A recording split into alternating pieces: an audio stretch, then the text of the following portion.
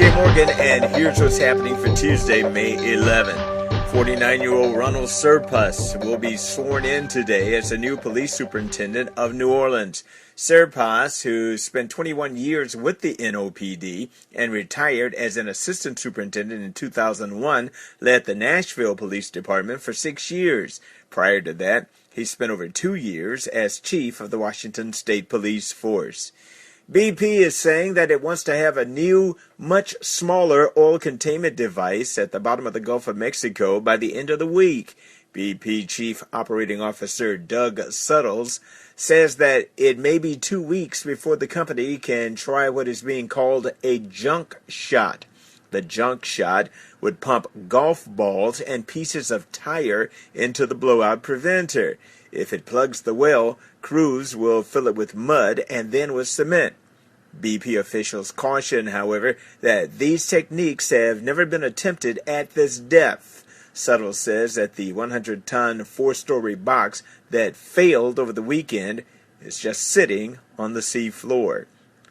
President Barack Obama called a top-level meeting to discuss the oil crisis in the Gulf of Mexico. The president met with cabinet members and senior staff in the White House Situation Room. The administration says it was to review BP's efforts to stop the oil leak as well as to decide on next steps to ensure that all is being done to contain the spread, to mitigate the environmental impact, and to provide assistance to affected states, including individuals, businesses, and communities.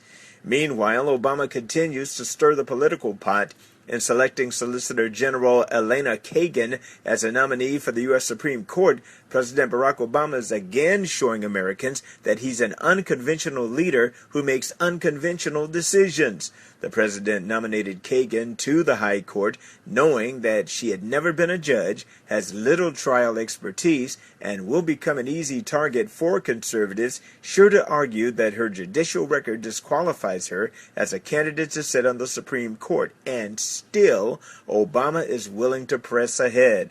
The president, however, believes that Kagan's lack of judicial experience is actually an advantage because she can bring a fresh perspective and a different way of thinking to a court that's stacked with conservative judges.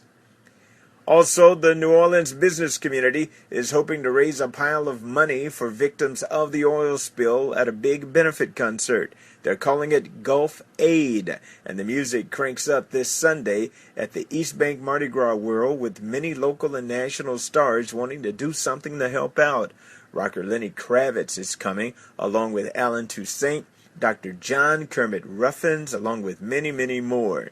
In sports, the coaching search for the Hornets continues. Portland Trail Blazers assistant Monty Williams will interview today. Also, NBA Commissioner David Stern says sale of the New Orleans Hornets to Gary Quest is not a given at all, that the process takes a long time. However, sources with knowledge of the pending transaction said Tuesday night that there was nothing to indicate that the deal would not be consummated. Finally, in today's News of the Weird, in Fountain Inn, South Carolina, a total of 10 people now face charges in connection with a music video posted on YouTube last August.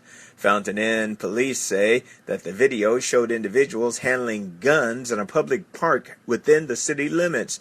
Police Chief Keith Morton said, "It just never ceases to amaze me that people would video themselves doing something illegal and then post it where everybody's going to see it."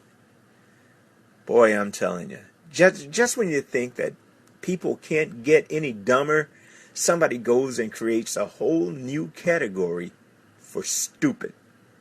Amazing. I'm CJ Morgan, and that's what's happening. Thanks for checking out CJMorganMedia.com.